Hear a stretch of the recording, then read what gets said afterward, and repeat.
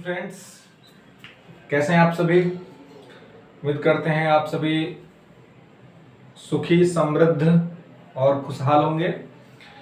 आज मैं समृद्धि आईएएस पटना में अभिजीत कुमार आप सभी से इतिहास विषय की बारीकियों पे चर्चा करूंगा और इतिहास विषय को कैसे पढ़ना है, कैसे समझना है, इस मुद्दे पे बातचीत करूंगा। क्योंकि सिविल सेवा में इतिहास का अपना अलग ही महत्व है और इसके महत्व को आप ऐसे समझ सकते हैं कि सिविल सेवा में जो एग्जाम होता है, एक तो UPSC union public service commission और दूसरा स्टेट पीसीएस। स्टेट पीसीएस बोले तो राज्य लोक सेवा आयोग, ठीक है, स्टेट पीसीएस। तो ये जो स्टेट पीसीएस जो होता है और जो यूपीएससी के एग्जाम होता है, इस एग्जाम में, और चूंकि हम सिविल सेवा के परीक्षा के संदर्भ में बात कर रहे हैं, तो आप जानते हैं कि जो परीक्षा होती है वो 3 चरणों में होती है, ठीक है ना। एक होती है प्रारंभिक परीक्षा, दूसरी होती है मुख्य परीक्षा और तीसरा चीज होता है साक्षात्कार, यानी कि preliminary examination, mains examination and interview. तो इन तीनों ही स्तर पर अगर सबसे ज्यादा कोई महत्वपूर्ण विषय है जहां से आपको सर्वाधिक प्रश्न पूछे जाते हैं तो वो विषय इतिहास है। अगर मैं बिहार स्टेट पीसीएस की बात करूं तो बिहार स्टेट पीसीएस के जो एग्जाम होता है, यानी कि बीपीएससी का, तो बीपीएससी में 150 टोटल प्रश्न पूछे जाते हैं और इन 150 टोटल प्रश्नों में लगभग 40 सवाल, अप्रोक्सीमेटली 40 क्वेश्चंस जो होते हैं वो किसके होते हैं, तो वो हिस्ट्री के होते हैं। इसी प्रकार से अगर मैं आपसे यूपीएससी की बात करूं, यूनियन पब्लिक सर्विस कमीशन, तो यूपीएससी का जो प्रिलिमिनरी का एग्जाम होता है, जो 200 नंबर का जीएस पेपर 1 होता है, यूपीएससी का 2 पेपर है, जीएस पेपर 1 और जीएस पेपर 2। तो यूपीएससी प्री में जीएस 1 जो है और जो जीएस 2 है, तो जीएस 2 को बोलते हैं सी सेट, ठीक है, और जीएस 1 जो है वो है जनरल स्टडी 1, ठीक है। इसको भी जनरल स्टडी 2 ही बोलते हैं, लेकिन इसको सी सेट बोलते हैं। तो जनरल जीएस पेपर 1 जो है, जिसमें कि जीएस का एग्जाम होता है यूपीएससी में, तो इसमें आपको टोटल 100 क्वेश्चन पूछे जाते हैं और इन 100 क्वेश्चन में लगभग 20 क्वेश्चन, जो 20 क्वेश्चन होता है, ये 20 क्वेश्चन आपको कहां से पूछा जाता है, तो इतिहास से पूछा जाता है। लगभग 20, ये एक्स्ट्रा हो सकता है लेकिन मैं लेस एंड मोर मान के चल रहा हूं, इसको लेस पॉइंट ही मान के चलिए। 20 की 20 क्वेश्चन यहां से पूछे जाते हैं। तो आप समझिए कि बीपीएससी में लगभग 40 और यूपीएससी में लगभग 20, यानी कि अच्छा खासा अमाउंट में क्वेश्चन इतिहास से पूछे जाते हैं, ठीक है। और अदर पीसेस में, आप उत्तर प्रदेश लोक सेवा आयोग में भी अच्छे खासे नंबर में आपको पूछा जाता है हिस्ट्री के सवाल। उत्तराखंड पीसीएस में, मध्य प्रदेश पीसीएस में या हरियाणा पीसीएस में, जो भी पीसीएस है, उन सभी पीसीएस में आप देखेंगे कि इतिहास से नंबर ऑफ क्वेश्चन सबसे ज्यादा होता है प्री में, ठीक है। और यूपीएससी में भी नंबर ऑफ क्वेश्चन इतिहास के ज्यादा होते हैं, ठीक है। और उसके बाद जब आप मेंस में जाते हैं तो बीपीएससी का जो जीएस पेपर है, वहां बीपीएससी के मेंस मुख्य परीक्षा में 2 जीएस पेपर होते हैं, जिसमें से जीएस पेपर 1 जो है उसमें इतिहास के क्वेश्चंस होते हैं आपको, ठीक है।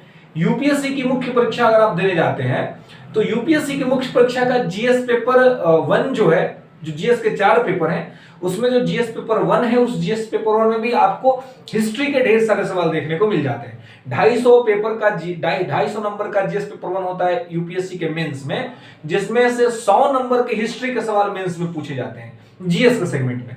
तो आप समझ सकते हैं कि इतिहास का कितना महत्व है। फिर आपको इंटरव्यू में भी एक आध दो सवाल तो हिस्ट्री के आपको पूछ लिए ही जाते हैं, ठीक है। तो कहने का मतलब यह है कि इतिहास इस प्रकार से सिविल सेवा के परीक्षा में बहुत ही महत्वपूर्ण है। तो इस बहुत ही महत्वपूर्ण पेपर को किस प्रकार से बेहतरीन ढंग से पढ़ा जाए, ये सबसे बड़ा मुद्दा है और सबसे बड़ी चुनौती भी। सामान्य तौर पे विद्यार्थियों के पास एक समस्या होती है कि इतिहास के फैक्ट उन्हें याद नहीं होते हैं। तो मैं आपको बताऊं कि कोई चीज याद करने की जरूरत नहीं है, या इस इंटेंशन से नहीं पढ़ना है कि आपको याद करना है। आप तो पहले ये समझिए कि आप सिविल सेवा में जा रहे हैं, तो आपको थोड़ी अपनी अंडरस्टैंडिंग डेवलप करनी है और घटनाओं को कनेक्ट करना है। जब आप घटना को कनेक्ट करना सीख जाएंगे तो फैक्ट आपको वैसे याद रहना हो जाएगा और आपको फैक्ट याद रहने लगेगा। ठीक है, तो मैं आपसे थोड़ी स्ट्रेटजी पे बात करता हूं, क्योंकि मैं हमेशा ये कहता हूं कि बिना नीति के किसी रण को आप नहीं जीत सकते हैं, और रणनीति होना आपके लिए काफी जरूरी है। यानी कि आपके पास स्ट्रेटजी होनी चाहिए, तभी आप सफलता को सुनिश्चित कर सकते हैं, सफलता प्राप्त कर सकते हैं। तो इतिहास को रणनीति के द्वारा कैसे पढ़ें, तो मैं आपको कह रहा हूं कि पहले तो रणनीति क्या होनी चाहिए आपकी। तो अगर आप किसी भी सर्विस की तैयारी कर रहे हैं तो पहले आप उसके प्रीवियस क्वेश्चन को देख लीजिए, यानी कि पिछले वर्ष का प्रश्न, ठीक है, पिछले वर्ष का प्रश्न, और साथ ही पिछले वर्ष का मतलब कि लगभग 10 साल का प्रश्न, कम से कम 10 साल का तो देख ही लीजिए। और दूसरा चीज पाठ्यक्रम, पाठ्यक्रम मतलब कि सिलेबस, ये दो चीजों का अध्ययन करिए। ये दो चीजों का अध्ययन करके तब आप इस पे आइए। ठीक है, तो आप देखेंगे कि मैं कह रहा हूं कि इतिहास एक बहुत ही महत्वपूर्ण पेपर है सिविल सेवा में चयनित होने के लिए। तो इसलिए मैं कैसे कह रहा हूं, तो ये मैं कहीं ना कहीं प्रीवियस ईयर क्वेश्चन बैंक और पाठ्यक्रम को देखने के बाद कर रहा हूं, तो आप भी समझेंगे तो ये आपको भी समझ में आ ही जाएगा। ठीक है, तो अब इसी से मैं ये कह रहा हूं कि जब मैंने आपको ये कहा कि हिस्ट्री में बीपीएससी में लगभग 40 सवाल पूछे जाते हैं पीटी में, तो वहीं यूपीएससी में लगभग 20 के सवाल यूपीएससी में पूछ लिए जाते हैं प्री में ही।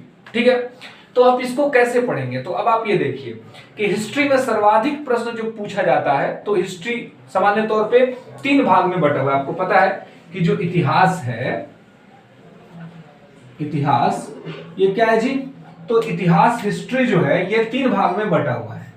ठीक है, कितने भाग में बटा हुआ है, 3 भाग में। ठीक है, तो एक तो है क्या, प्राचीन यानी एंशिएंट, दूसरा क्या है मध्यकालीन, और तीसरा क्या है जी आधुनिक। ठीक है, यानी कि प्राचीन इतिहास, मध्यकालीन इतिहास, आधुनिक इतिहास।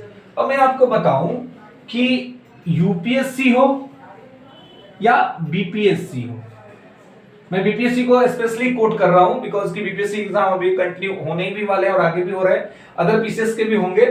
तो इसमें मैं बीपीएससी इसलिए कोट कर रहा हूं क्योंकि मैं बिहार में वीडियो को शूट कर रहा हूं और अदर स्टेट के विद्यार्थी भी बीपीएससी देने आने वाले हैं या देते हैं। ठीक है, आगे मैं अलग स्टेट पीसीएस पे भी वीडियो बनाऊंगा, यहाँ पे मैं यूपीएससी और बीपीएससी को ज्यादा रेफरेंस में रख रहा हूं। तो प्राचीन, मध्यकालीन और आधुनिक इतिहास ऐसा होता है। तो मैं आपको ये बता दूं कि ये सब भारत के संदर्भ में, सब किसके संदर्भ में, भारत के संदर्भ में, यानी कि इंडिया के संदर्भ में। ऐसा मैं इसलिए कर रहा हूं क्योंकि प्री के एग्जाम में वर्ल्ड हिस्ट्री से सवाल नहीं बनता है सामान्य तौर पे। ऐसा हमने देखा है प्रीवियस ईयर में कि विश्व इतिहास से प्रश्न नहीं पूछे जाते हैं। ठीक है, प्रारंभिक परीक्षा में तो प्राचीन इतिहास से पूछा जाता है, मध्यकालीन इतिहास से पूछा जाता है, आधुनिक इतिहास से पूछा जाता है भारत के संदर्भ में। तो अब सबसे ज्यादा सवाल, मैंने कहा कि रणनीति से पढ़ना है, तो सबसे ज्यादा सवाल कहां से पूछा जाता है जी, तो इतिहास में जो सबसे ज्यादा सर्वाधिक जो प्रश्न पूछे जाते हैं वो पूछे जाते हैं आधुनिक इतिहास से, मॉडर्न हिस्ट्री से। ठीक है, सबसे ज्यादा मॉडर्न हिस्ट्री से पूछा जाता है। उसके बाद जो प्रश्न पूछा जाता है इतिहास संदर्भ में वो पूछा जाता है प्राचीन इतिहास से, मध्य एंशिएंट हिस्ट्री से, और उसके बाद थर्ड पोजीशन पे होता है मेडाइवल हिस्ट्री यानी कि मध्यकालीन इतिहास। तो आप स्ट्रेटजी बनाते वक्त या पढ़ाई करने के दरमियान जब इतिहास का पढ़ाई करेंगे तो आपको यह ध्यान रखना होगा कि एग्जाम से पहले आपका आधुनिक इतिहास एकदम अच्छा हो जाए। तो इसको आपको क्या करना है, फर्स्ट प्रायोरिटी में रखना है। ठीक है, उसके बाद आपको कि प्राचीन इतिहास आपके सेकंड पोजीशन पे अच्छा होना चाहिए, तो इसको आपको सेकंड प्रायोरिटी पे रखना है, और थर्ड प्रायोरिटी पे आपको इसको रखना है। ठीक है, ये मैं इसलिए कह रहा हूं, देखिए अगर आपके पास टाइम है बहुत ज्यादा तो फिर आप तो प्राचीन, मध्यकालीन और आधुनिक ऐसे पढ़ के जाइए आराम से। ठीक है, लेकिन अगर आपके पास टाइम कम है आप कम समय में ज्यादा बेहतर करना चाहते हैं तो आपके लिए सलाह मेरा यही होगा कि आधुनिक इतिहास पे पूरा कमांड बना लीजिए, फिर प्राचीन इतिहास पे बनाइए और फिर मध्यकालीन इतिहास पे जाइए, क्योंकि मध्यकालीन इतिहास से सबसे कम क्वेश्चन पूछे जाते हैं, ये एक ट्रुथ है। तो मध्यकालीन इतिहास को थोड़ा सा आप इग्नोर भी कर सकते हैं, और मैं इग्नोर करने की बात इसलिए कह रहा हूं ताकि अगर आप स्ट्रेटेजी से पढ़ रहे हैं, आपके पास टाइम कम है, कम समय में ज्यादा उत्पादन करना है, तो आपको ये तरीका अपनाना पड़ेगा। तो पहले आधुनिक इतिहास को कर ले, फिर प्राचीन को कर ले, फिर मध्यकालीन को करे, टाइम मिलता है आपको तो ठीक है। तो रणनीति ये कहती है कि आधुनिक इतिहास आपका बहुत अच्छा होना चाहिए, ठीक है, और फिर प्राचीन इतिहास अच्छा होना चाहिए, फिर मध्यकालीन इतिहास। अब है कि आधुनिक इतिहास में सबसे अच्छा क्या होना चाहिए। तो आधुनिक इतिहास जब आप पढ़ते हैं तो मैं आपको बताता हूं कि आधुनिक इतिहास शुरू कब से होता है, मॉडर्न हिस्ट्री। मैं एंशिएंट में भी आपको नहीं लेके जा रहा हूं, मैं आपको स्ट्रेटेजिकल बेस पे मॉडर्न हिस्ट्री पे बता रहा हूं, क्योंकि ये ज्यादा इंपॉर्टेंट है। तो आधुनिक इतिहास आपको, और एक चीज आप बाबू दिमाग में रखिएगा कि आपको किसी भी विषय का व्याख्याकार नहीं बनना है, किसी भी विषय का बहुत बड़ा जानकार नहीं बनना है, आपको हर विषय को सामान्य स्तर पे समझना है, ठीक है। और आपके सिलेबस में लिखा हुआ है जीएस, जनरल स्टडी, तो जनरल स्टडी करना है, तो इसलिए आप वैसे पढ़िए जैसे एग्जाम आपसे डिमांड कर रहा है, ठीक है। तो आधुनिक इतिहास में क्या है, आधुनिक इतिहास सामान्य तौर पे प्रारंभ होता है 1707 में। कब?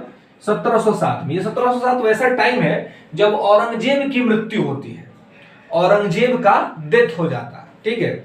और जैसे ही औरंगजेब का डेथ होता है, प्राचीन इतिहास जो है सो क्या होता है, समाप्त हो जाता है, और उसके जगह पर क्या होता है, आधुनिक इतिहास, मध्यकालीन इतिहास खत्म होता है और आधुनिक इतिहास का आगमन शुरू हो जाता है। मुख्य तौर पे जो आधुनिक इतिहास प्रारंभ हो जाता है वो प्रारंभ हो जाता है 1757 के पलासी के युद्ध से, ठीक है। यहां से बैकग्राउंड बनना स्टार्ट हो जाता है 1707 से, और 1757 के पलासी के युद्ध से जो है सो आधुनिक इतिहास प्रारंभ हो जाता है।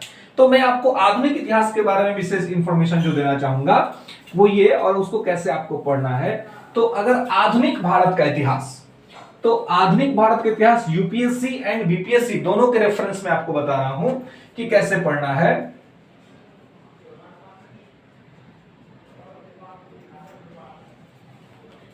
आधुनिक भारत का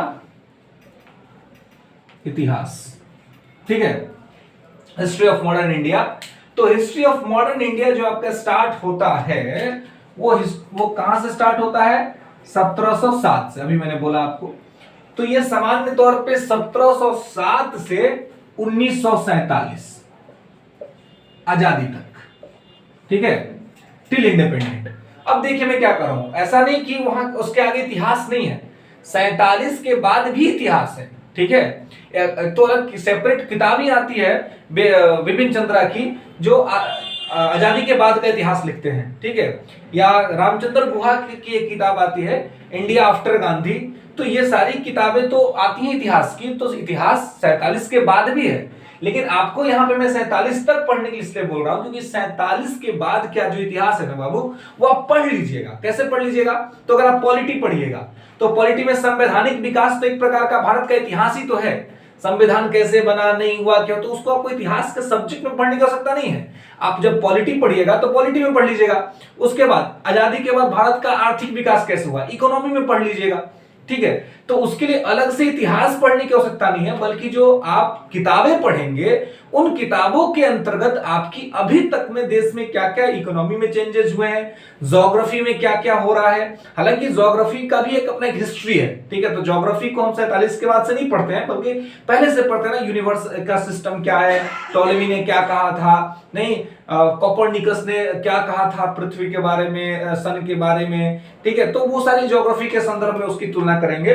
तो कहने का मतलब यह है कि इतिहास के विषय के अंतर्गत आपको जो सामान्य तौर पर अध्ययन करना है वो 1707 से 1947 तक का अध्ययन करना है, और 1947 के बाद की जो इतिहास की घटनाएं हैं वो इतिहास में पढ़ने की आवश्यकता नहीं है। वो अलग अलग जो पेपर आप पॉलिटी पढ़ते हैं, इकोनॉमी पढ़ते हैं, तो उसमें वो कवर हो जाता है, ठीक है। देश का आर्थिक विकास आजादी के बाद कैसे हुआ वो भी एक इतिहास है, तो आपको वहां पे हो जाता है। संवैधानिक विकास कैसे हुआ वो पॉलिटी के सेगमेंट में हो जाता है। बाकी पूरा हिस्ट्री आपको 1707 से 1947 तक पढ़ना है। अब ये देखिए कि इसमें क्या है, इसमें सामान्य तौर पे मैंने आपको कहा कि 1707 में जब औरंगजेब मरता है तो उसके बाद आधुनिक भारत प्रारंभ होता है, ठीक है। तो औरंगजेब के मरने के पश्चात आधुनिक भारत जब प्रारंभ होता है तो वहां केवल एक न्यू दिखता है, मुख्य तौर पे आधुनिकता जो दिखने लगती है, मतलब कि एक चेंजेस दिखने लगता है, वो 1757 से दिखने लगता है, 1757 से। तो 1757 टू 1947 ये एग्जैक्ट मॉडर्न हिस्ट्री माना जाता है कि मॉडर्न हिस्ट्री का काल ये है। अब भारत के संदर्भ में आप ये समझिए कि ये एरा जो है ना, ये दो भाग में बटा हुआ है। 1747 का एरा दो भाग में बटा हुआ है। कैसे बटा हुआ है? तो देखिए 1757 से 1857 ये 100 साल का इतिहास है, ठीक है। और ये 1858 से 1947 ये लगभग 90 साल का आपका इतिहास है, ठीक है। अब देखिए ये जो टाइमिंग है ना, इस टाइमिंग को ऐसे समझिए, या देखिए कि ये 1757 से 1857 ये लगभग 100 साल जो भारत पर शासन रहा। तो भारत तो गुलाम बन गया था, ब्रिटेन का गुलाम बन गया था ना, गुलामी थे हम उनके। तो ये काल में ब्रिटेन की सरकार हमारे यहाँ शासन नहीं कर रही थी, सामान्य तौर पे प्रत्यक्षता हमारे यहाँ किसका शासन था? ब्रिटिश कंपनी का शासन था। किसका? तो ब्रिटिश कंपनी का शासन था, ठीक है। इस टाइम पे ब्रिटिश कंपनी का शासन था, मतलब ब्रिटेन की सरकार सीधे तौर पे हमारे शासन नहीं कर रही थी, ब्रिटेन की कंपनी शासन कर रही थी। इसको ईस्ट इंडिया कंपनी के नाम से आप लोग आगे पढ़ेंगे, मैं पढ़ाऊंगा, बताऊंगा आपको। और ये जो 1858 से 1947 का जो काल है, लगभग 90 साल का काल, ये महारानी का काल है, महारानी का काल, ठीक है। यानी क्या हुआ कि आपको याद होगा 1857 में एक बहुत बड़ी क्रांति हुई थी हमारे देश में, बहुत बड़ा रिवॉल्यूशन हुआ था। तो उस रिवॉल्यूशन के बाद ब्रिटेन की सरकार ने यह डिसाइड किया कि भारत में शासन का काम अब कंपनी नहीं करेगी, बल्कि ब्रिटेन की सरकार खुद ही करेगी, ठीक है। तो ब्रिटेन की सरकार ने खुद ही शासन अपने हाथ में कब ले लिया? 1858 में, 1858 में, ठीक है। तो इस प्रकार से डिवाइड करके आपको इतिहास की समझने की आवश्यकता है कि ये 100 साल ब्रिटेन की कंपनी का शासन था, ठीक है, ईस्ट इंडिया कंपनी रूल कर रही थी, और ये जो लगभग 90 साल का शासन था वो महारानी का शासन था। और इसमें एक बहुत बड़ा डिफरेंस मैं आपको बताता हूं कि यहां से यहां तक का जो शासन काल ना, 1757 से 1857, मित्रों आप ये देखिएगा कि यहां पर एक वर्ड यूज होता था। वो वर्ड क्या था? गवर्नर, ठीक है। और फिर एक वर्ड यूज होता था गवर्नर जनरल, ठीक है। और फिर एक वर्ड यूज होता था वायसराय। अब देखिए मैं अभी वायसराय में आपको लेकर के नहीं चलता हूं, मैं आपको गवर्नर और गवर्नर जनरल की बातें बता रहा हूं, ठीक है। देखिए 1757 से 1857 के बीच में जो एक वर्ड यूज होता था वो होता था गवर्नर या गवर्नर जनरल। मैं आपको बता रहा हूं, देखिए ये इतिहास को एक कहानी की तरह दिमाग में, एकदम फैक्ट्स के जाल में नहीं फंसना है, कहानी को जोड़ना है, फैक्ट वैसे आपको याद होते चले जाएंगे। 23 जून 1757, 23 जून 1757 बंगाल में पलासी का युद्ध हुआ था। कब हुआ था? 23 जून 1757 को, ठीक है। और ये जो युद्ध हुआ था भागीरथी नदी के तट पर हुआ था, ध्यान रखिएगा, भागीरथी नदी के तट पर हुआ था। और बंगाल पर का जो उस समय नवाब था उसका नाम था सिराजुद्दौला, ठीक है। अलीवर्दी खान 1756 में मर गया था। 1756 में उसके मरने के बाद जो है उसका पोता था ये सिराजुद्दौला, तो सिराजुद्दौला नवाब बना था बंगाल का 1756 में। जब सिराजुद्दौला बंगाल का नवाब बना और ब्रिटेन का इंडिया में एंट्री हो रहा था, ठीक है। एंट्री तो हालांकि बहुत पहले हो गया था, मैं आगे आपको बताऊंगा यूरोपीय कंपनियों का आगमन कैसे हुआ था, और एकदम आसानी से आप याद कर जाइएगा। और मैं बता रहा हूं खासकर हिंदी मीडियम के जो छात्र हैं मित्रों, हिंदी मीडियम के छात्र के लिए मैं एक स्पेशल बैच लेकर के आ रहा हूं 68 बीपीएससी के लिए, हिंदी माध्यम के विद्यार्थियों के लिए 68वीं बीपीएससी के लिए एक बैच लेकर के आ रहा हूं, जिसमें एकदम बेहतरीन तरीके से आपको तैयारी कराई जाएगी इस ऑनलाइन कोर्स में।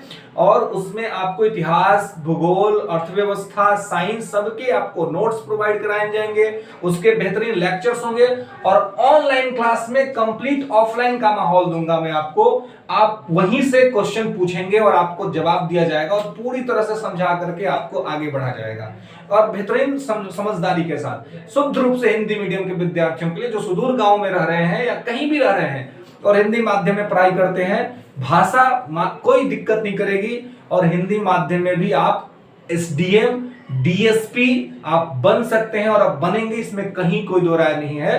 तो हम लोग एक प्रॉपर बैच उस तरह से यहाँ पे लाएंगे और सारी चीजों को आपको बेहतरीन तरीके से क्लियर करेंगे। तो वो मैं यही आपको वही बता रहा था कि आप देखिए कि ब्रिटिश ईस्ट इंडिया कंपनी जब भारत में आई थी वो सन 1600 ईस्वी का बात है। सन 1600 ईस्वी में British East India Company Bharat आई थी, ठीक है। अब देखिए क्या है कि ये जब कंपनी भारत में आई थी 1600 ईस्वी की मैं बात कर रहा हूं, तो मध्यकाल का इतिहास जब हम पढ़ते हैं तो देखते हैं कि 1600 ईस्वी में भारत में एक मजबूत शासन तंत्र था। किसका?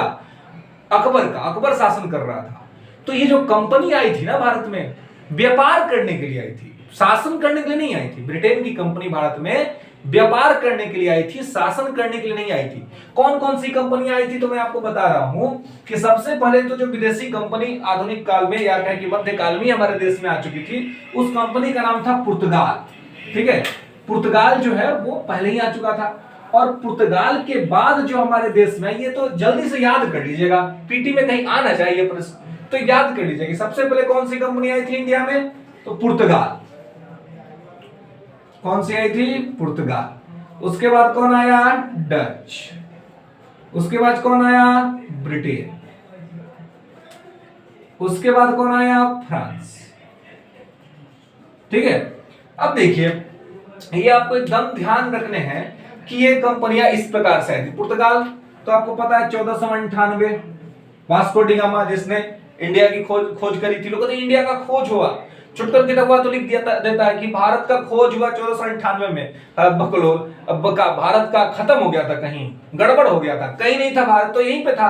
अब भारत का तो सदियों पुराना इतिहास है, तो 1498 में भारत कहीं गुम नहीं हुआ था। समझ लीजिएगा आप लोग कि 1498 में भारत आने के लिए विदेश जो समुद्री रास्ता का खोज हुआ था, सी रूट मिला था। उससे पहले भी लोग भारत आते थे विदेश से, ठीक है ना।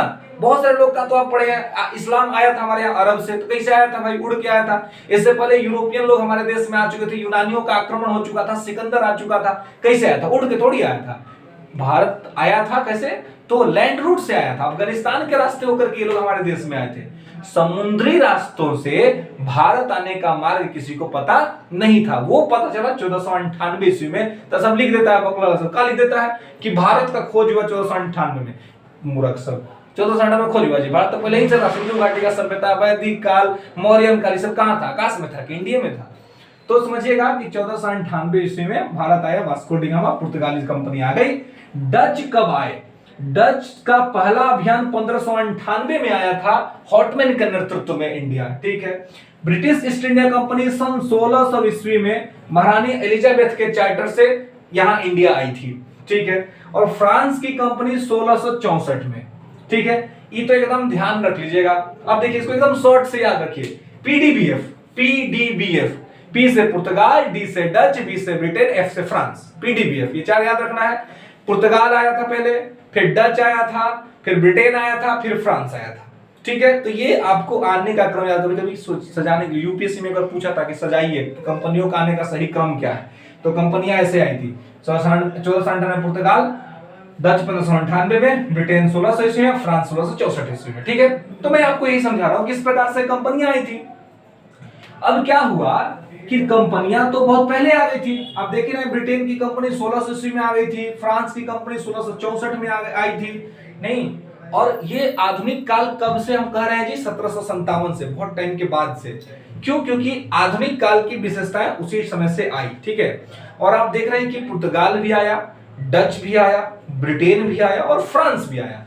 लेकिन भारत में सबसे ज्यादा जो भारत पर शासन किया वो कौन किया? ब्रिटेन किया। इसके पीछे की क्या कहानी, ये मैं एक अलग वीडियो ही बनाऊंगा कि आखिर भारत में ब्रिटेन ही क्यों सफल हुआ, वो आप समझिएगा कि आखिर भारत में ब्रिटेन ही क्यों सफल हुआ। इस पे एक प्रॉपर अलग वीडियो बनाऊंगा कि फ्रांस क्यों नहीं सफल हुआ, पुर्तगाल क्यों नहीं सफल हुआ, ये लोग क्यों नहीं सक्सेस हो पाए और ब्रिटेन कैसे सक्सेस हो गया। यानी कि फैक्ट तो आपको याद करना ही है, साथ साथ अंडरस्टैंडिंग, समझदारी विकसित करनी है। और जब तक समझदारी विकसित नहीं होगी, मेंस की परीक्षा तो पास ही नहीं कर पाइएगा। तो मेंस पास करने के लिए समझदारी चाहिए, अंडरस्टैंडिंग चाहिए। दोनों ही आपको दूंगा, फैक्ट्स भी और अंडरस्टैंडिंग भी। बस पेशेंस रखिए और बेहतर तरीके से तैयारी करिए। और हिंदी माध्यम में किसी विद्यार्थी को कोई समस्या नहीं होगी और आप इंग्लिश मीडियम के विद्यार्थियों से कंप्लीट फाइट करेंगे, यह मेरा आपसे वादा है कि कहीं से किसी भी मामले में आपको कम नहीं रखा जाएगा और आपको इंग्लिश क्वालिफाई करने के लिए भी सिखाया जाएगा, बताया जाएगा कि इंग्लिश कैसे क्वालिफाई करेंगे। हालांकि बीपीएससी में तो इंग्लिश क्वालिफाई करने की कोई बात ही नहीं है, हिंदी की एग्जाम होती है, हिंदी क्वालिफाई करना पड़ता है। हिंदी क्वालिफाई का भी तैयारी आपको कराया जाएगा और आपका लेवल इतना स्ट्रांग बनाया जाएगा कि आपको कोई समस्या नहीं होगा। हमारा ऑनलाइन बैच एक चल भी रहा है 68 बीपीएससी का, आप उसको ज्वाइन कर सकते हैं। नया बैच भी आने वाला है जिसमें हम लोग इसको रन कराएंगे। तो मैं वो कह रहा था कि क्या हुआ कि वो 1757 ईस्वी में ब्रिटिश जो आदमी था रॉबर्ट क्लाइव, उसने क्या किया कि बंगाल के नवाब सिराजुद्दौला से युद्ध कर लिया। ठीक है, अब युद्ध के पीछे की कहानी क्या थी मैं थोड़ा सा ब्रीफ करता हूं। क्या हुआ था कि कलकत्ता में ये लोग क्या कर रहे थे, अपना किलेबंदी कर रहे थे। कौन? ब्रिटेन भी कर रहा था और फ्रांस भी कर रहा था। अब मान लीजिए कि आपके घर में कोई आकर के आपके जमीन में आकर कोई घर बनाने लगे, तो आपसे पूछेगा तब ना बनाएगा जी, या आपसे खरीदेगा तब बनाएगा कि बिना पूछे बनाना शुरू कर देगा। बिना पूछे बनाएगा तो आप उसको घर पे थूड़िएगा कि नहीं, मानिएगा कि नहीं, माना भी करिएगा नहीं। तो यही हुआ कि जब सिराजुद्दौला नवाब था बंगाल का और कलकत्ता में ये लोग अपना फोर्टिफिकेशन कर रहे थे और उससे पूछा तक नहीं, मना करने गया सिराजुद्दौला कि मत करो ये काम। जब उसने मना किया तो फ्रांस तो मान गया लेकिन ब्रिटेन नहीं माना, और तो क्या हुआ, एक छोटा सा छद्म युद्ध हुआ और उसने ब्रिटेन के सिपाहियों को वहां से भगा दिया। और उस समय ब्रिटेन का जो एक नेतृत्व करता था रॉबर्ट क्लाइव, वो मद्रास में था। उसको जब ये सूचना मिली कि ऐसा ऐसा हो गया है तो वो तुरंत आ गया बंगाल और यहां आकर के उसने क्या किया, सिराजुद्दौला के खिलाफ एक षड्यंत्र रचा। उस षड्यंत्र में मुख्य तौर पे कौन कौन था, तो सिराजुद्दौला की मौसी थी घसीटी बेगम, ठीक है, उसी का एक भतीजा था शौकत जंग, अपने बिहार पूर्णिया का नवाब था उस टाइम पे वो शौकत जंग, मिर्ज का, और जो सिराजुद्दौला है, सिराजुद्दौला का सेनापति मीर जाफर, ये था उसका सेनापति। तो ये सब लोग जो थे वो सिराजुद्दौला से खुश नहीं थे और सिराजुद्दौला ने कलकत्ता में जहां से भगाया था अंग्रेजी सिपाहियों को, वहां पर उसने अपना एक आदमी अपॉइंट किया था। वो आदमी जब आया, जब रॉबर्ट क्लाइव तो उससे मिल गया, अब उससे मिल गया तो उसको रॉबर्ट क्लाइव को समझ में आ गया कि सिराजुद्दौला से यहाँ के लोग खुश नहीं है। अब वो क्या किया, षड्यंत्र रच लिया। षड्यंत्र के सब जो इसका विरोधी था, सोचिए मीर जाफर जो कि उसका सेनापति था, उसी को अपने साथ मिला लिया। अब मिला करके आक्रमण कर दिया किस पे, सिराजुद्दौला पे। अब जब उसका सारा सैनिक बिका हुआ था, मतलब सेनापति ही बिका हुआ था, तो क्या लड़ाई होगा, कुछ खास युद्ध हुआ नहीं। और उसी युद्ध में वो जब भागने लगा तो रास्ते में उसकी हत्या कर दी गई। और उसी टाइम 1757 में राजनीतिक रूप से ब्रिटेन ने भारत पर अधिकार करने का काम शुरू कर दिया। ब्रिटेन क्या कर रहा था, या फ्रांस, ये सब कंपनियां जो आई थी वो व्यापार के लिए आई थी, लेकिन क्या हुआ कि बाद में जब उन्होंने देखा कि भारत का राजनीतिक तंत्र कमजोर हो गया है, तो कमजोर राजनीतिक तंत्र का फायदा उठा करके भारत में शासन करने का काम उन लोगों ने स्टार्ट कर दिया था। और वो पहला जो बिंदु था वो 1757 के प्लासी के युद्ध से स्टार्ट हुआ था। लेकिन आपको मैं ये बता रहा हूं कि भारत में अगर सबसे पहले राजनीतिक व्यवस्था में किसी ने हस्तक्षेप करना शुरू किया विदेशी कंपनियों ने, तो वो कंपनी थी फ्रांस की कंपनी। 1742 ईस्वी में फ्रांस का गवर्नर डुप्ले इंडिया आया था और डुप्ले ने क्या किया कि भारत के पॉलिटिकल सिस्टम में इंटरफेयर करना स्टार्ट कर दिया और उसके बाद से ब्रिटेन भी इंटरफेयर करना स्टार्ट कर दिया और इसी इंटरफेरेंस में आगे जीत गया कौन, ब्रिटेन। और इसी वजह से ब्रिटेन ही शासक बना इस देश में और लगभग 200 सालों तक हमें गुलाम बना करके रखा। ठीक है, तो अब मैं आपको ये बस बताना चाह रहा था कि जब 1757 में बंगाल जीत लिया तो वहां से वो रॉबर्ट क्लाइव क्या बना, तो रॉबर्ट क्लाइव जो है इसने बंगाल को नियंत्रित कर लिया, अपने कंट्रोल में लिया और ये बन गया बंगाल का फर्स्ट गवर्नर। क्या बन गया, फर्स्ट गवर्नर ऑफ बंगाल 1757 से 1760। ठीक है, Robert Clive was the first governor of Bengal. ठीक है, ये रॉबर्ट क्लाइव बंगाल का पहला गवर्नर था। ठीक है, अब गवर्नर का क्या मतलब है भाई, तो अब बंगाल के क्षेत्र को कैसे रखना है और किस प्रकार से रखना है इसकी जिम्मेवारी गवर्नर की हो गई। ठीक है, और गवर्नर कौन था, रॉबर्ट क्लाइव। देखिए 57 से 1760। इसके बाद एक और पोस्ट आया जिसका नाम था, ये क्या था, गवर्नर था। ठीक है, इसके बाद एक पोस्ट आया जिसका नाम था गवर्नर जनरल। और भारत का जो बंगाल का जो पहला गवर्नर जनरल था, और देखिएगा ध्यान दीजिएगा कि जो बंगाल का गवर्नर नाम था बंगाल का गवर्नर जनरल, ठीक है ना, ध्यान दीजिएगा बंगाल का गवर्नर जनरल। तो बंगाल का गवर्नर जनरल जो पहला था उसका नाम क्या था जी, उसका नाम था वारेन हेस्टिंग, वारेन हेस्टिंग।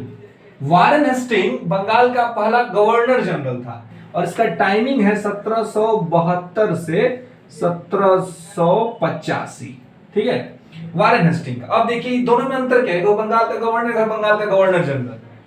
तो आपको मैं बताऊं कि 1773 में एक एक्ट आया था, ब्रिटेन की पार्लियामेंट ने बना के भेजा था।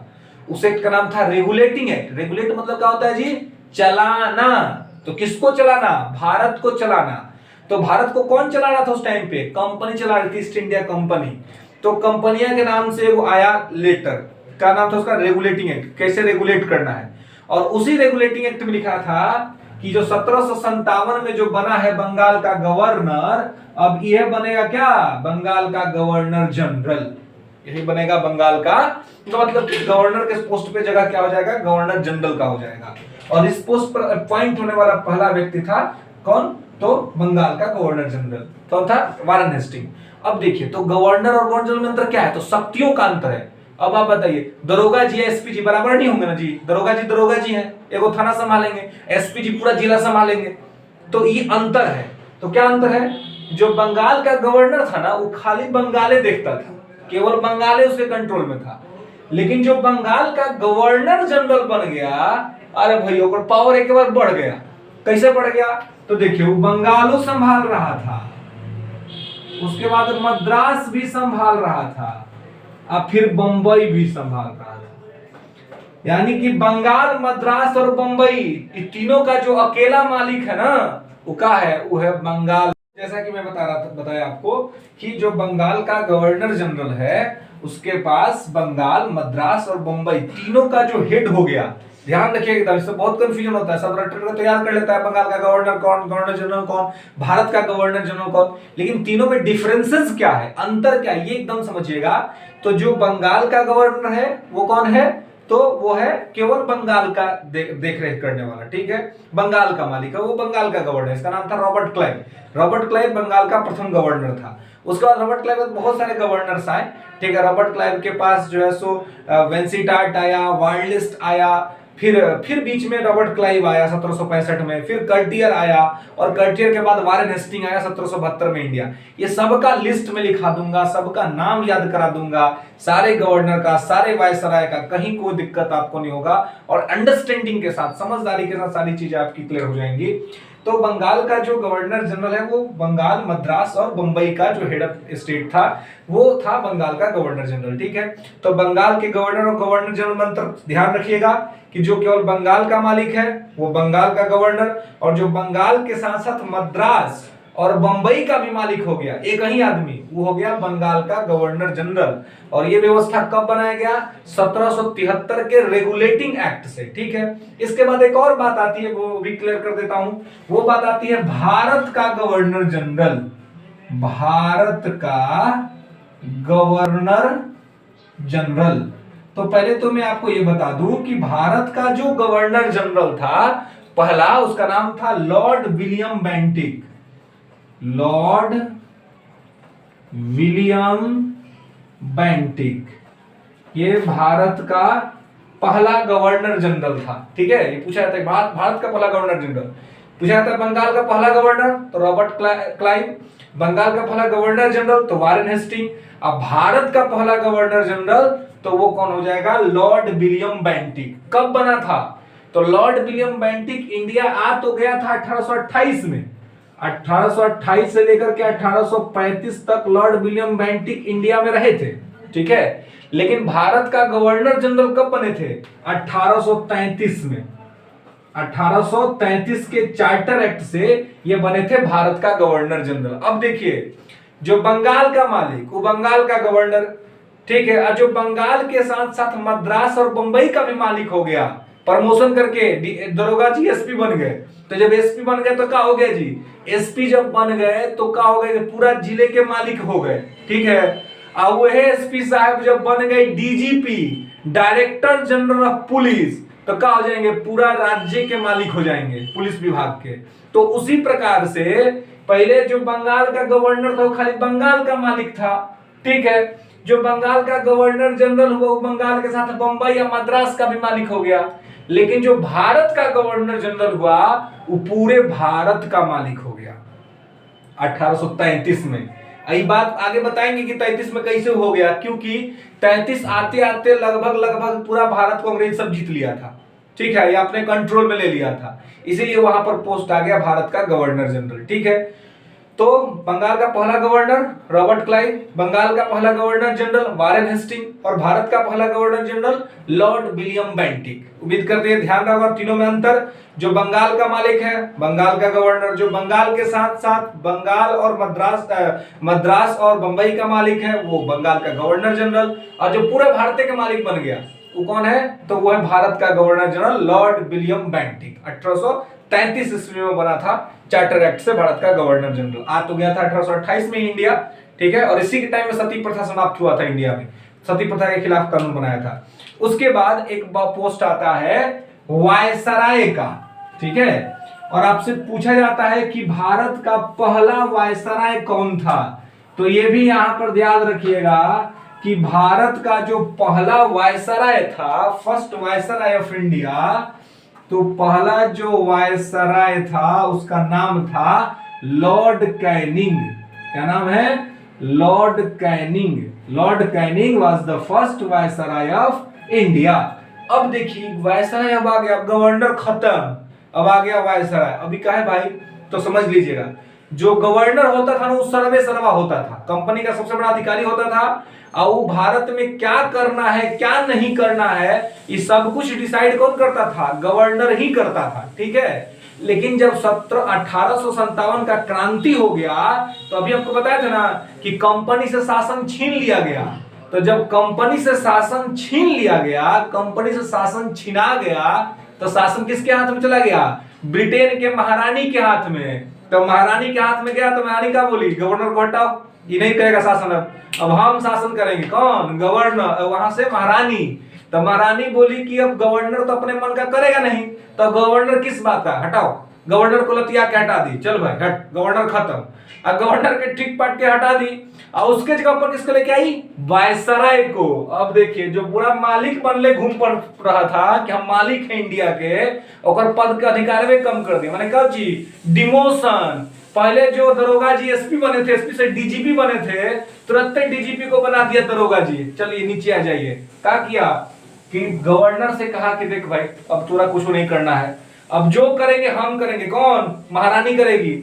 अब महारानी के आदेश को खाली इंडिया में लागू करवाना है, और वहां पर महारानी को और अधिकारी बना दी, कौन, भारत सचिव। 1858 में ब्रिटेन में को पोस्ट बना इंडियन सेक्रेटरी, वहां महारानी को सलाह देता था, भारत सचिव, ठीक है। पहला भारत सचिव का नाम था लॉर्ड स्टेनली, लिख लीजिएगा कहीं साइड पे, एग्जाम में पूछ लेगा, लॉर्ड स्टेनली, भारत का पहला भारत सचिव था ये लॉर्ड स्टेनली, ठीक है। अब पहला वायसराय कौन था इंडिया का, लॉर्ड कैनिंग। तो वायसराय जब आया तो क्या हुआ, गवर्नर जनरल से शक्ति छीन लिया गया, और सारा शक्ति किसको दे दिया गया भाई, तो महारानी के हाथ में। अब महारानी अपना बना दिए गो वायसराय। अब वायसराय का मतलब क्या होता है, वायसराय का मतलब होता है प्रतिनिधि, यानी कि रिप्रेजेंटेटिव। तो जैसा ये मैंने कहा आपको कि वायसराय का मतलब होता है प्रतिनिधि, रिप्रेजेंटेटिव। तो 1858 में दिमाग में बिठा लीजिएगा बात कि गवर्नर जनरल का पोस्ट खत्म हो गया, वायसराय का पोस्ट आ गया, और आजादी तक यानी कि टिल इंडिपेंडेंट 1858 से लेकर के 1947 तक अब केवल वायसराय का पोस्ट था, गवर्नर जनरल का पोस्ट खत्म हो गया। और फिर देखिएगा आपसे वो सवाल पूछा जाता है कि स्वतंत्र भारत का गवर्नर जनरल कौन था, प्रथम गवर्नर जनरल। तो एक बात दिमाग में बिठा लीजिएगा कि मैं कह रहा हूं कि आजादी से पहले तक वायसराय का पद था, अब फिर भारत आजाद हो गया, तो जैसे ही आजाद हुआ तो क्या हुआ जी कि ब्रिटेन की जो महारानी थी उससे शासन हमने छीन लिया, अब हमारे पास शासन आ गया, तब फिर मालिक हम हो गए। तो मालिक हो गए तो जब तक राष्ट्रपति हमारे यहाँ नहीं था तब तक हमारे यहाँ गवर्नर जनरल का पोस्ट था। हम लोग स्वतंत्रता के बाद लॉर्ड माउंटबेटन को ही पहला गवर्नर जनरल बना दिए थे। नेहरू जी की विशेष कृपा थी, नेहरू जी का मित्र हुआ करता था लॉर्ड माउंटबेटन, तो उन्होंने बना दिया उसको। लेकिन फिर भारत में विरोध होने लगा तो 1948 में उसको लॉर्ड माउंटबेटन को हटाया गया और सी राजगोपालाचारी को भारत का गवर्नर जनरल बनाया गया। और जब तक राष्ट्रपति राजेंद्र प्रसाद जी नहीं चुने गए थे भारत के, तब तक सी राजगोपालाचारी ही भारत के गवर्नर जनरल थे। और इनसे एक प्रश्न बनता है कि भारत के पहले और आखिरी गवर्नर जनरल जो भारतीय थे वो कौन थे? तो एक ही आदमी है, वो प्रथम भी है और अंतिम भी है, उसका नाम है सी राजगोपालाचारी। पूरा नाम चक्रवर्ती राजगोपालाचारी, जो भारत के गवर्नर जनरल बने थे 1948 में और 1950 तक रहे थे, 24 जनवरी 1950 तक। जब राजेंद्र प्रसाद जी बन गए भारत के राष्ट्रपति तो गवर्नर जनरल का पोस्ट वहां पे खत्म हो गया। तो आपको मैं ध्यान रखिएगा मैं क्या कह रहा हूं, 1757 से 1857 के बीच में कौन क्या पोस्ट था? बंगाल का गवर्नर, बंगाल का गवर्नर जनरल और भारत का गवर्नर जनरल, तीनों मैंने आपको बता दिया। बंगाल का पहला गवर्नर कौन था? Robert Clive. गवर्नर का मतलब क्या है कि जिसके पास केवल बंगाल है अधिकार में, वो बंगाल का गवर्नर। और जो बंगाल का गवर्नर जनरल पहला कौन था? Warren Hasting. तो उसके पास बंगाल के साथ साथ क्या क्या क्षेत्र था जी? तो बंगाल के साथ उसके पास क्या था? तो मद्रास भी था और बंबई भी था, ठीक है। उसके बाद भारत का गवर्नर जनरल तो कौन था? Lord William Bentinck. पूरा भारत पर जब अंग्रेजों का शासन होने लगा तब उन्होंने एक पद ले आया भारत का गवर्नर जनरल। चलता रहा और जब 1857 में क्रांति हो गई तो गवर्नर जनरल से शासन छीन करके ब्रिटेन के महारानी ने अपने हाथ में ले लिया और कहा कि गवर्नर जनरल के पोस्ट को खत्म करते हैं, शासन हम ही करेंगे ब्रिटेन से, लेकिन हमारा एक रिप्रेजेंटेटिव रहेगा जिसको कहते हैं वायसराय। अब पहला वायसराय जो भारत का बना वो था लॉर्ड कैनिंग। सवाल पूछता है कि भारत के प्रथम वायसराय कौन थे? तो लॉर्ड कैनिंग, ठीक है। कब बना था? 1858 में बना था, ठीक है। लॉर्ड कैनिंग वायसराय बनने से पहले गवर्नर जनरल था भारत का, ठीक है। तो ये ध्यान रखिएगा कि भारत का पहला वायसराय लॉर्ड कैनिंग था। अब भारत का अंतिम वायसराय, तो हमने क्या कहा कि आजादी तक वायसराय का ही पद था। तो 1947 तक जो वायसराय था भारत का उसका नाम था लॉर्ड वेवेल। तो वेवेल को सामान्य तौर पे अंतिम वायसराय भारत का माना जाता है। लेकिन वेवेल था और आजादी मिलने से पहले ही भारत आ गया था कौन? लॉर्ड माउंटबेटन, और वेवेल को बुला लिया गया था। तो लॉर्ड माउंटबेटन जो था वो बन गया था वायसराय। तो स्वतंत्रता के समय भारत का वायसराय लॉर्ड माउंटबेटन था। तो इस हिसाब से भारत का अंतिम वायसराय लॉर्ड माउंटबेटन को ही माना जाता है और उसके बाद फिर भारत का पहला गवर्नर जनरल लॉर्ड माउंटबेटन को ही माना जाता है, क्योंकि जब आजादी हो गया तो ब्रिटेन से हमने अपने आप को स्वतंत्र कर लिया, लेकिन नेहरू जी ने गवर्नर जनरल बना दिया किसको? लॉर्ड माउंटबेटन को ही। तो आजादी के बाद फिर गवर्नर जनरल का पोस्ट आया था, 1950 तक रहा था। तो आजादी के बाद पहला गवर्नर जनरल लॉर्ड माउंटबेटन, ठीक है। और पहला भारतीय गवर्नर जनरल तो वो सी राजगोपालाचारी, पहला कहिए आखिरी कहिए सभी। तो उम्मीद करते हैं कि ये सारी बातें आप लोगों को समझ में आ गई होगी। ये मैंने एक ब्रीफ किया और इतिहास का अपना एक अलग महत्व है। तो आपसे मैं कहूंगा कि ये सारी बातें समझ में आई तो चैनल को शेयर कीजिए, सब्सक्राइब करिए, लाइक करिए और कमेंट करिए। और जैसा कि मैं कह रहा हूं कि हम लोग अपना ऑनलाइन बैच चला रहे हैं और 6वीं बीपीएससी के लिए हिंदी मीडियम के लिए शुद्ध रूप से, और उनको एकदम से इंग्लिश मीडियम के लेवल पे लेकर के जाएंगे और कहीं कोई समस्या नहीं होगी। आप हमारे साथ जुड़े और मैं आपको विश्वास दिलाता हूं कि समृद्धि आईएएस आपको ऐसे तैयार करेगी कि कोई भी इंग्लिश मीडियम का विद्यार्थी आपको पीछे नहीं कर पाएगा किसी भी मामले में। धन्यवाद।